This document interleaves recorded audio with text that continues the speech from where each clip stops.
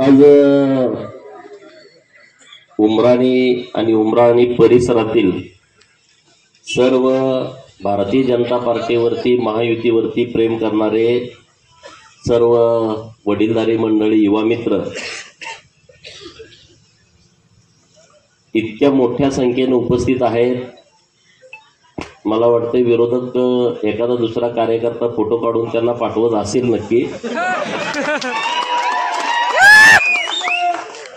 या कार्यक्रमासाठी उपस्थित माननीय शिवानंद हैबतपुरे साहेब, माननीय डॉक्टर अरळी साहेब यांच्या नेतृत्वाखाली तुम्ही सगळे इथं गोळा झाला आहात ते भाजपाचे ज्येष्ठ नेते, जिल्हा परिषदचे माजी सदस्य माननीय आप्पासाहेब नामद साहेब, माननीय लक्ष्मण कदरे सर, रायाप्पा अंदानी गुगवाडचे चेअरमन, चिदानंद चौगुले वज्रवाडचे चेअरमन, निंगाप्पा हिरगोंड, रमेश बिरादार, रामण्णा जीवन्नावर, शिवाप्पा तवसी, येरण्णा गौंडा पाटील सरपंच वज्रवाड, सुरेश पाटील भाजपा नेते, माननीय बाळूमामाचे पुजारी, माननीय सुरेश मुळशी चेअरमन शिंदूर, माननीय लक्ष्मण जगोंड आपल्या बिळूरचे सरपंच, माननीय विजयकुमार नामद या गावचे सरपंच, दोंडाप्पा बिरादार, काशीनाथ नामद, मल्लिकार्जुन बिरादार, मल्लिकार्जुन सोमलिंग बिरादार, मुर्याप्पा सिंदूर, साहेबराव डपळे सदस्य सोसायटी, बगली सर, ताजुद्दीन मिर्जी,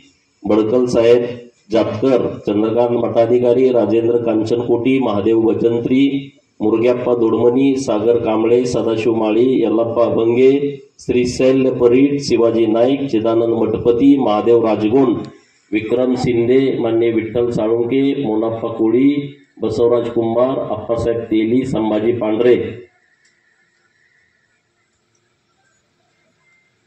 कारभारी कायपुरे, रामू मुडसी, सुरेश मुडसी, बसवराज बिरादार, आप्पासाहेब बिरादार, विठ्ठल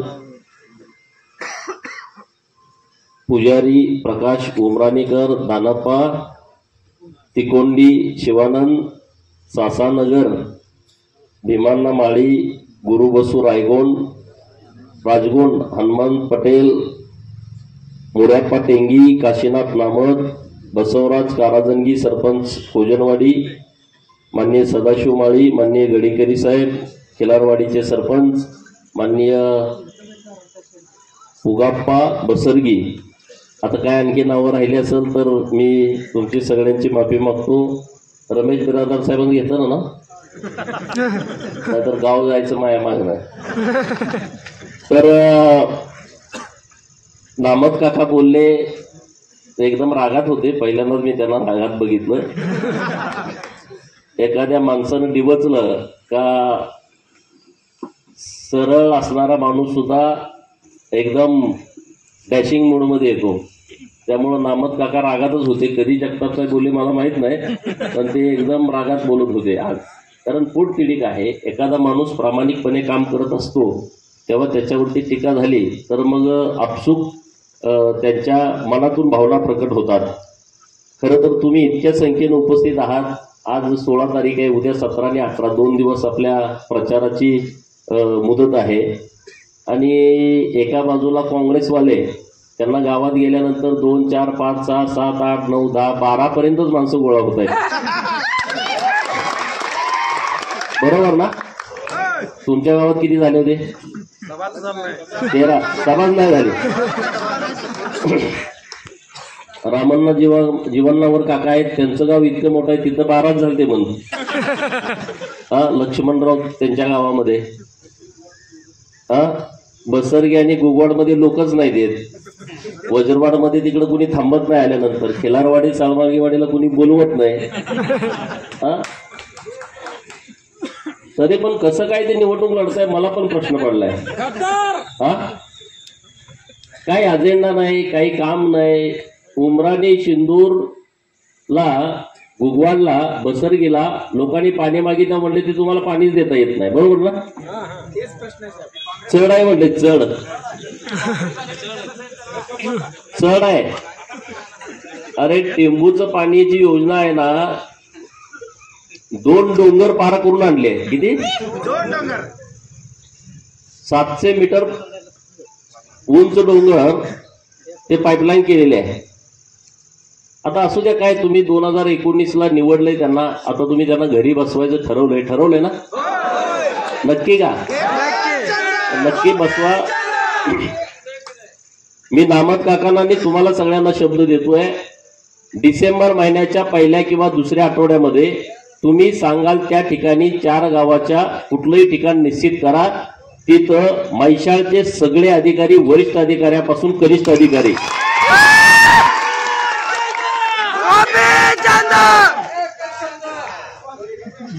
तुम्ही चिंचेच्या झाडाखाली जर ठिकाण ठरवलं, आंब्याच्या झाडाखाली ठरवलं, लिंबाच्या झाडाखाली ठरवलं, तर तिथं सगळे अधिकारी आणतो. काही चिंता करू नका. तुम्हाला ऑफिसला जायची गरज नाही. ऑफिस तुमच्या दारात घेऊन येतो, ऑफिस तुमच्या मळ्यात घेऊन येतो. हे सरकार आपल्यासाठीच आहे ना. सरकार म्हणजे काय असतंय? अधिकारी म्हणजे काय साहेब? आपल्यासाठी साहेब आहे. आपल्या पगारावरती आहेत, जनतेच्या पैशावरती. त्यामुळं तुमच्या सेवेसाठी तुम्ही म्हणाल तिथं प्रेझेंटेशन तुम्हाला सगळं व्यवस्थितपणे द्यायला लावतो.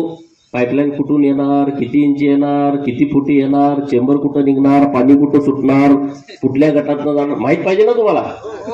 पाहिजे की नाही पाहिजे? आता तुम्हाला माहित आहे का? तर डायरेक्ट पाईपलाईन पुरतानाच कळतं, इथनं चालली तिथनं चालली. तर तुम्हाला अगोदर कळायला पाहिजे कुठून लाईन टाकायची, नवीन लाईन टाकणं गरजेचं आहे का, चेंबर प्रत्येक ठिकाणी जिथं लोकांना अपेक्षित आहे तिथं निघालंय का, हे तुम्हाला माहित पाहिजे. म्हणून माझी उमेदवारी आहे. नाही, त्यांचं पण म्हणणं 8 आमदार झाले म्हणते, पाणी देतो म्हणते. आता मी 9वा आहे, चिंता करू नका. तुम्ही केला तर, नाहीतर तुम्ही म्हणाला ह्यो आधीच असा बोलायला लागलाय. तुम्ही करणार आहे असं गृहीत धरून मी बोलतोय, बरोबर ना? त्यामुळं तुम्ही चिंता करू नका. उमराणी भागामध्ये एक चांगली शिक्षण संस्था उभी राहिली पाहिजे अशी लोकांची मागणी आहे, बरोबर ना? मी नामद काकांना विनंती करतोय की दानम्मा देवी देवस्थानच्या वतीनं शिक्षण संस्था, त्या शिक्षण संस्थेच्या माध्यमातून तुम्ही ज्या कॉलेजची मागणी कराल ते मंजूर करून देण्याची जबाबदारी माझी आहे. तुम्ही फक्त त्याचा प्रस्ताव द्यायचा. तुमच्या बोटाला धरून मी मंत्रालयात जाणार. त्या शिक्षण मंत्री जे कोणी उद्या होतील 25 तारखेला, त्या शिक्षण मंत्र्यांच्याकडे बसून सही करून घेणार आणि ते मंजूर करून देणार. तुम्ही अजिबात चिंता करू नका. तुम्ही परत जागा बघा, त्याला निधी पण कुणाकडून पण उपलब्ध करून देतो. तुम्ही चिंता करू नका. 2 एकर काका स्वतः जागा देणार आहे. आणि माझे अनेक मित्र खासदार आहेत, तुम्हालाही माहित आहे. अनेक मित्र माझे आमदार आहेत विधान परिषदेचे. त्यांचे 22 लाख रुपये जर आले तर आपली शाळा होऊन जाईल. काय चिंता करू नका. सदाभाऊ खोत आपले आहेत. दुसरा आपला आमदार होणार आहे इथं. तर 2-2, 3-3 आमदार झाल्यानंतर शाळा बांधायला काय अडचण आहे सांगा? काय अडचण? विरोधक बोलत राहतायत ना, आम्ही काम करणारी लोक आहोत, आम्ही निश्चितपणे काम करू.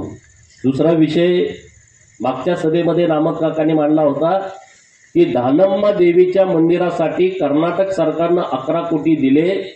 इथल्या कुठल्याच आमदारांना 5 लाख रुपये सुद्धा दिले नव्हते. जेव्हा हा विषय माझ्याकडे आला, नामद काकांनी मांडला, मान्य गोबी साहेबांनी मांडला, गुड्डापूर देवस्थानच्या ट्रस्टनी मांडला, लक्ष्मणरावनी मांडला, जीवनराव काकांनी, सगळ्यांनी सांगितलं की कर्नाटक सरकार देते, महाराष्ट्र सरकार का देत नाही? म्हणजे प्रस्ताव द्या. महाराष्ट्र सरकार सुद्धा निधी द्यायला तयार आहे. अरे तुम्ही कुणी मागितलंच नाही, मागितलं तर देईल ना. अरे या वर्षी महाराष्ट्र सरकारनं 2200 मंदिरांना निधी दिलाय. 450 मंदिरांना 2200 कोटी निधी दिलाय. किती? 2200 कोटी रुपये निधी दिलाय. आणि 15 दिवसाच्या आतमध्ये दानम्मा देवीला 5 कोटी रुपयाचा निधी मंजूर करून आणला. आणि ते काम पण सुरू झालं, टेंडर पण झालं. जीवनावर काका भेटले, लक्ष्मण भेटले की आमच्या इथं काळा भैरवाचं मंदिर आहे बिळूरला, 3 कोटी रुपयाचा प्रस्ताव आहे आमचा. ते म्हणलं घेऊन या, मुंबईला या तुम्ही म्हणलं. त्यांना घेऊन गेलो, गिरीश महाजन साहेबांच्याकडे बसलो. म्हणलं साहेब 3 कोटी द्या. साहेब म्हणलं तुला पैसे द्यायचे तर किती? तू काय विधान परिषदेचा आमदार आहे, तू काय विधानसभेला उभा राहणार आहे का? अहो म्हणलं साहेब राहणार आहे मी, तुम्हाला माहित नाही म्हणलं, तुम्ही निधी तर द्या. आणि मग त्यांनी 3 कोटी रुपये निधी बिळूरला दिला. त्याचं पण टेंडर झालं काका, बरोबर ना? मग काका त्याचंही काम सुरू झालं. आता आमची प्राथमिकता काय आहे? दानम्मा देवीचं जन्मस्थळ उमराणी आहे, बरोबर की नाही? आणि मग इथं 5 कोटी रुपये मिळाले पाहिजेत की नाही मिळाले पाहिजेत? कुणाकुणाला वाटतंय दानम्मा देवीच्या मंदिराचा जीर्णोद्धार झाला पाहिजे? मागचे लोक दानम्मा देवीला मानत नाहीत का पलीकडचे? हा, आणि म्हणून मी तुम्हाला शब्द देतोय, तीर्थक्षेत्र ब मध्ये समावेश करून 5 कोटी रुपयाचा निधी दानम्मा देवीच्या मंदिराला नामद काकांच्या नेतृत्वात मी मंजूर करून देणार. काही चिंता करू नका, काही काळजी करू नका. तुम्हाला सगळी कामं करून देतो. मिरजी वस्तीकडे जाणारा रस्ता, उमराणे येथील सर्व वाडी वस्तीवरती जाणारे रस्ते, आजूबाजूच्या गावातली सगळी लोक आले. काल मी मेंढेगिरीला गेलो होतो चेअरमन सभापती साहेबांच्या घराकडं. मी काल येणार आहे म्हटल्यावर परवा दिवशी रात्री विद्यमान आमदारानं 3 डंपर मुरुम मारून टाकला तिथं रात्रीच. रस्ता कसा असतो बघा, त्यामुळे या चिखलात गेल्या उद्या काहीतरी होईल. आणि ते पण असा टाकला एवढी मोठी दगड, गाडीच जात नव्हती तिकडं. अरे किती दुर्दैव आहे. मी तुम्हाला सगळ्या सरपंचांना शब्द देतो, सगळ्या गावचे सरपंच इथं आलेत. भोजनवाडीपासून, मेंढीगिरीपासून, शिंदूरचे आहेत, घुगवाडचे आहेत, इकडं बिळूरचे नेते मंडळी आहेत, बसरगडचे नेते मंडळी आहेत. सगळ्या गावातल्या सरपंच सांगतो, प्रत्येक मळ्यामध्ये जाणारा रस्ता आपल्याला रोजगार हमीमधून या वर्षी करायचा आहे. महाराष्ट्रामध्ये रोजगार हमीचं काम केलेला जत तालुका हा नंबर 1 चा तालुका असला पाहिजे, हे माझं स्वप्न आहे, ही माझी इच्छा आहे. आणि तुमचं मला समर्थन पाहिजे, तुमचं सगळ्यांचं मला पाठबळ पाहिजे. रस्ता पाहिजे की नाही सगळ्यांच्या शेताला? प्रत्येकाच्या शेताला रस्ता पाहिजे, तर तुम्ही मला समर्थन द्या. मी हे करू शकतो की नाही करू शकत? तर मी तुम्हाला काय पिक्चरची स्टोरी सांगायला लागलोय? तुम्ही मला कुठलं काम सांगितलं हे करतोच म्हणतोय. परत हे काय ह्यो सरकार आहे का काय? मी सरकार नाही, पण सरकार मधला मी एक प्रतिनिधी होणार आहे. आणि सरकार जेव्हा आपलं येईल तेव्हा त्या सरकारमध्ये माझं थोडंफार तरी चालतं, निधी आणण्यापुरतं तरी चालतं. त्यामुळे तुम्ही अजिबात चिंता करू नका. जलजीवन त्या 29 गावामध्ये नाही, 29 गावाची एक योजना केली. आणि ती योजना अशी केल्या, कुणी केल्या मला खरं तर त्या विशेष वाटतं त्या लोकांचं. योजना कुठून केल्या? बिरनाळच्या तलावातनं. येणार कुठं? उमराणीला. तिकडं खालची पण गाव आहेत, वळसंग, उमदी, भिवर्गी, बालगाव. तिकडची कुणी डिझाईन केल्या कोणाच, कोण इंजिनियर आहे, कुठं शिकलाय, कुठली येत आहे त्याची मला माहित नाही. आणि मला अशी कुठे योजना असते का? बिरनाळचं तलाव कुठं आणि योजना फिरून येते कुठं? अरे असं कुठं चालेल का योजना? कोण पैसे भरणार? अरे आम्ही आता ग्रामपंचायतीची पाणीपट्टी भरू शकत नाही, आम्ही गरीब लोक आहे. प्रादेशिकच्या योजनेची पाणीपट्टी आम्ही भरू शकतो का? 4-4, 5-5 हजार रुपये. पण त्यांनी केलं होतं टेंडर, आम्ही थांबवून टाकलं. 2 वेळा मी ग्रामीण पाणी पुरवठा मंत्री महोदयांच्या सोबत सरपंचाची बैठक केली. पहिल्यांदा असं घडलं असेल, जत तालुक्यातल्या 29 सरपंचाची बैठक डायरेक्ट ग्रामीण पाणी पुरवठा मंत्र्यांच्या सोबत झाली. अगोदर कधी नेलतं का कुणी? सरपंचाला मग तिकडे नेऊ नका, त्याला लय कळायला लागलं ती परत म्हणते मी आमदारकी लढवतो, त्याला तिकडे नेत नाही. हा, आणि मी तुम्हाला शब्द देतोय की ही स्वतंत्र योजना झाली पाहिजे. अरे आता आपलं मैशाचं पाणी येणार आहे प्रत्येक तलावात, मग कशासाठी प्रादेशिक योजना? 25 वर्षाचं नियोजन करून ही योजना होते. अधिकाऱ्यांना हे कळू नये की आमच्या गावाच्या तलावामध्ये वर्षभरामध्ये पाणी येणार आहे. जर वर्षभरामध्ये आमच्या गावच्या तलावात पाणी येणार असेल तर बिरनाळच्या तलावातली स्कीम कोण करेल का? साधा विषय आहे. मी त्याला खूप झापलं. आपले सरपंच सगळे लोक होते, माझा त्या सचिवाचा लय वाद झाला. तो एकदम रोबाबात बोलायला गेलता. मी म्हणलं कामापुरतं बोल, बाकीच बोलू नको. हे सगळं कोणी केलंय ते मला सांगायला पाहिजे तुम्ही. म्हणून तुम्हाला सगळ्यांना माझी विनंती आहे. बाकीचे रस्ते सांगितलेले आहेत. रामोशी समाजाची मागणी आहे, वीर सिंदूर लक्ष्मण स्मारकाची मागणी आहे, कोटलगी रस्ता ते तेली वस्ती मुरमीकरणाचा रस्त्याची मागणी आहे. अन्य सरपंच मंडळी आहेत तिथं. तुमची सगळी कामं द्या, सगळी कामं करून देतो. आता रामतीर्थकडे जाणारा रस्ता पण मी तुम्हाला मुख्यमंत्री सडक मधून धरलाय. 3 का 4 किलोमीटर आहे. 1 किलोमीटरला 1.5 कोटी रुपयाचा खर्च आहे. आपले देवऋषी साहेब पण इथं आहेत, त्यांचं नाव घ्यायचं राहिलं का? होतं ना त्यात नाव? हा, हजापीरचे. त्यामुळे सगळी कामं आपण आता 35 किलोमीटरचा रस्ता मंजूर करून ठेवलाय. मी आमदार झाल्यानंतर टेंडरच काढायचं आहे. काय मुख्यमंत्री सडक टप्पा क्रमांक 3, टप्पा क्रमांक 1, टप्पा क्रमांक 2, आता टप्पा क्रमांक 3 आहे. माझ्या वाट्याला 35 किलोमीटर रोड आलाय. म्हणजे जत तालुक्यातली 24 गावं, म्हणजे 3 किलोमीटरच्या पुढे काम करावं लागतं. जत तालुक्यातली 24 गावं या कामातून जोडली जाणार आहेत नव्यानं. 12 दोन्ही 24. ह्याच्या अगोदर केलं तर कुणी काम?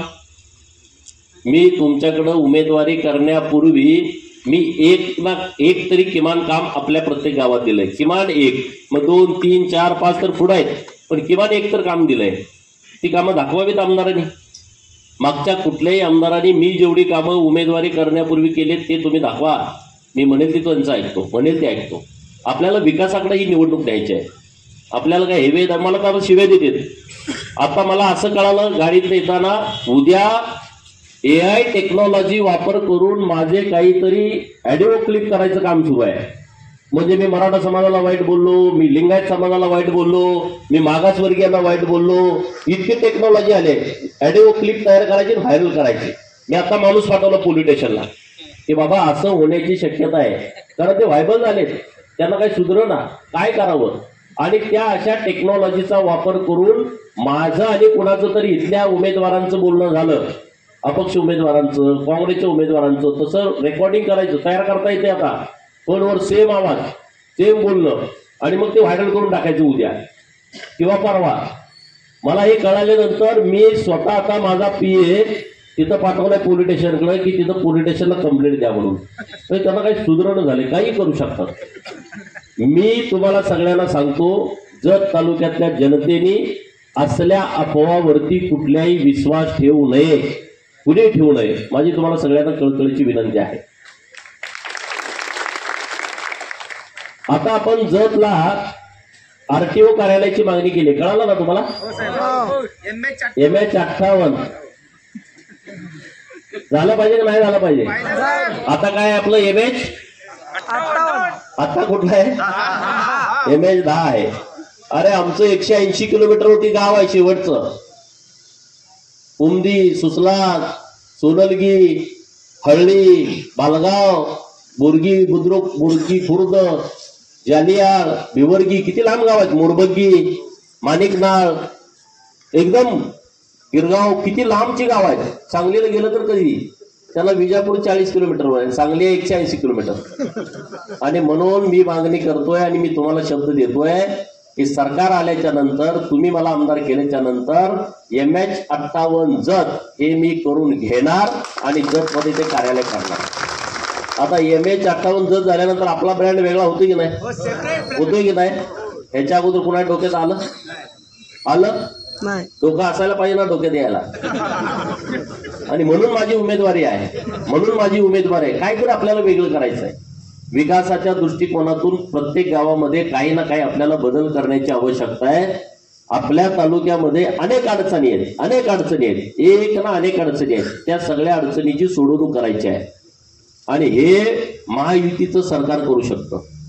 आता माझे एसटी कर्मचारी मित्र आलेत माझ्या प्रचाराला. मी त्यांना सांगितलं माहिती घ्या काका. ते गेले डेपोत, माहिती घेतली. जत तालुक्यातली 35 गावं अशी आहेत की त्या गावात आज मी तुमच्या समोर बोलत असताना एसटीच जात नाही. आता तुमच्या जवळचं गाव सांगायचं म्हटलं तर इकडं बेळुंकी, बाज, अंकले, डोरली 4 गाव आहेत एका रूटवरती. एसटी त्यांनी बघितलेलं आहे. सरकार काय म्हणतंय? सिंगणापूर इकडं आहे.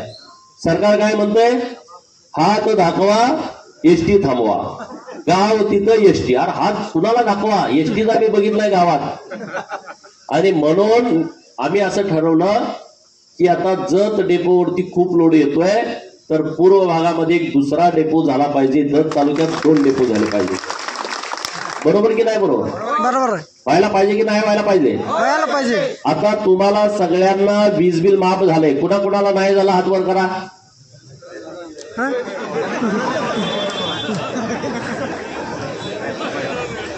कुणाचं नाही झालं त्यांना हात वर करा म्हणजे करायला लागले सगळ्या. हे काँग्रेसवाल्यांचं पण झालंय. त्यांना जाऊन भेटा. 2-4 जे आपल्या विरोधात नाही त्यांना जाऊन भेटा. तुमचं वीज बिल माफ झालं की नाही झालं? तुमच्या घरातल्या लाडक्या बहिणीला 1500 रुपये आले की नाही आले? तुम्हाला 1 रुपयात विमा विरोधक आहे म्हणून दिला नाही, असं झालं का? हे तुम्ही विचारा समोरच्या लोकांना जाऊन. नरेंद्र मोदी साहेबांच्या नावानं शिमगा करते. अरे तो कोविडचा काळ होता, जगतोय की मरतोय आपल्याला वाटत होतं का नाही? आपल्याला जगेल असं वाटत होतं का? 2 डोस काँग्रेसवाल्यांना पण दिले, राहुल गांधींना 2 दिले, तिसरा बूस्टर डोस दिला, सोनियाताई गांधींना पण 2 डोस दिले, तिसरा बूस्टर डोस दिला, प्रियंकाताईंना पण दिलाय. काँग्रेसवाल्यांनी पण लाभार्थी आहेत भाजपचे, वरिष्ठ नेत्यापासून खालच्या नेत्यापर्यंत. पण तरी सुद्धा ते मला नरेंद्र मोदी साहेबांच्या विरोधात बोलतात, फडणवीस साहेबांच्या विरोधात बोलतात. हे असे सगळे जे लोक आहेत का नाही, त्या लोकांना आता आपल्याला निवडणुकीमध्ये चपराक द्यायचे आहे. आता ट्रान्सफॉर्मर तुमचा टीसी झाल्यानंतर किती दिवसात मिळत होता? महिना, 1.5 महिना, 2 महिने. अरे काय आहे सरकार काय म्हणतंय? 24 तासाच्या आतमध्ये तुम्हाला टीसी बदलून दिला पाहिजे, आणि तो पण सरकारच्या गाडीतनं, तो पण सरकारच्या गाडीतनं. आता काय म्हणतोय? तुम्ही वर्गणी काढून गाडी घेऊन या.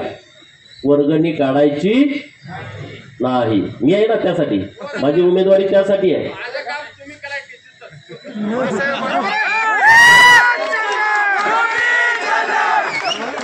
आज मी किमान 6 टीसी जळलेत, मला मेसेज आले. किती? 6 टीसी जळलेत म्हणून मेसेज आले. मी साहेबांना ते मेसेज पाठवलेले आहेत.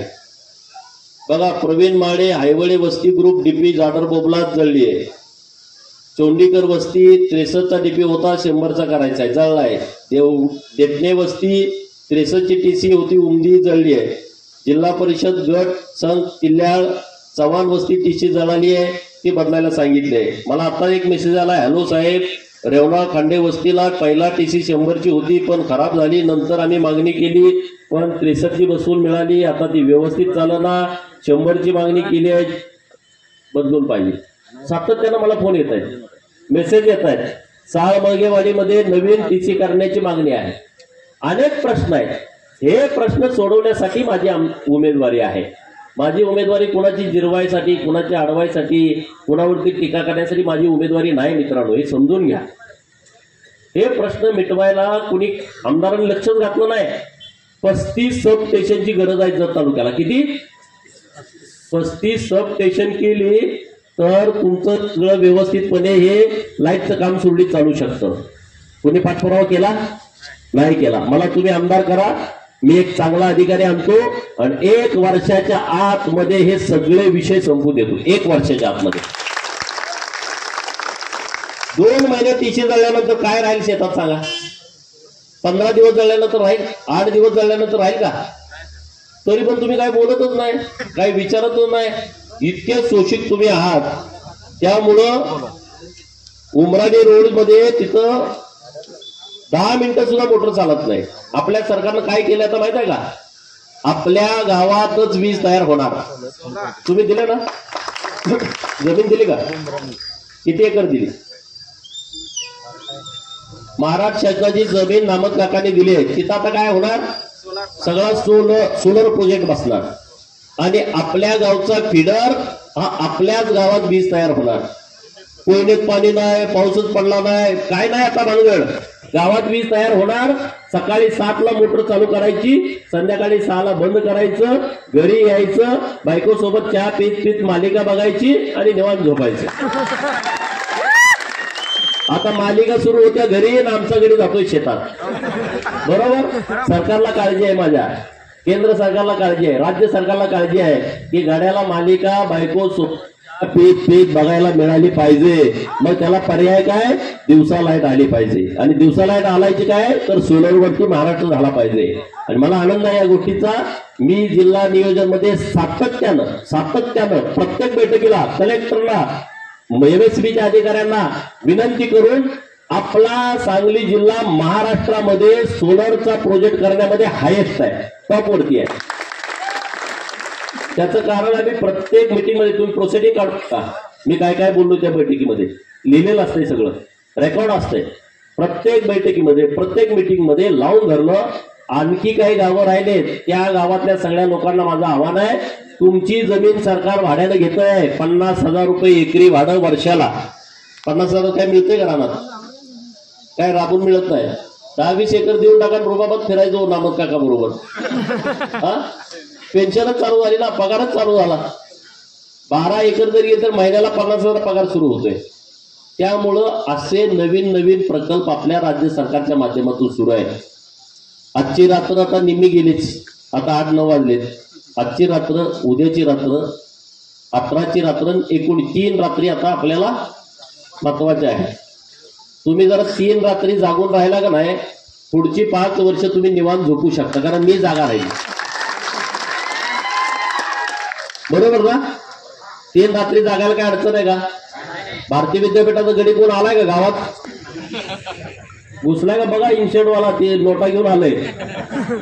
हा, ती शोधायला लागलंय कुणाला द्यायचं. माणूस म्हणतोय नको बाबा, तुला मतच देणार नाही तर तुला तुझं घेऊन काय करू. प्रत्येक गावात असे फोन यायला लागले. मध्ये आता पैसे वाटणार, पण घेणार कोण? नाही कोण घेत. लोकांनी ठरवलंय, लोकांचं मत तयार झालंय. लोकांनी वाट बघतोय 20 तारीख कधी येते. लोक बघताय ना तुम्ही, बटन असे दाबा तुम्ही उमराणी मधून. ते बटन काळं निळं झालं पाहिजे कमळाचं, दाबून दाबून दाबून दाबून. आणि मी तुम्हाला शब्द देतो, नामद काकांना शब्द देतो, तुमच्या परिसरातल्या सगळ्या सरपंचांना शब्द देतो, आतापर्यंत तुम्ही ज्यांच्या ज्यांच्यासाठी कामं केलेत त्यांचा अनुभव आणि गोपीचंद पळकरचा अनुभव पूर्णपणे तुम्हाला वेगळा येईल. तुम्ही ज्या अपेक्षेनं, ज्या विश्वासानं आमच्या सोबत आलाय, भाजप सोबत आलाय, महायुती सोबत आलाय, तर त्या विश्वासाला मी तडा जाऊ देणार नाही. तुमचा विश्वासघात होणार नाही. देवेंद्र फडणवीस साहेबांसारखा नेता आपल्या बाजूनं खमक्या आहे आणि तो ठामपणे नेता आपल्या बाजूने उभा आहे. मी तुमची सगळी कामं करून देण्याला बांधील आहे, हा शब्द मी तुम्हाला देतो. 20 तारखेला कमळ चिन्हासमोरचं बटन दाबा आणि बहुसंख्य मतानं माझ्यासारख्या कार्यकर्त्याला विधान भवनामध्ये पाठवा, ही तुम्हाला कळकळीची विनंती करतो. इतक्या मोठ्या संख्येनं तुम्ही उपस्थित राहिला त्याबद्दल तुमचं आभार व्यक्त करतो आणि थांबतो. जय हिंद, जय महाराष्ट्र.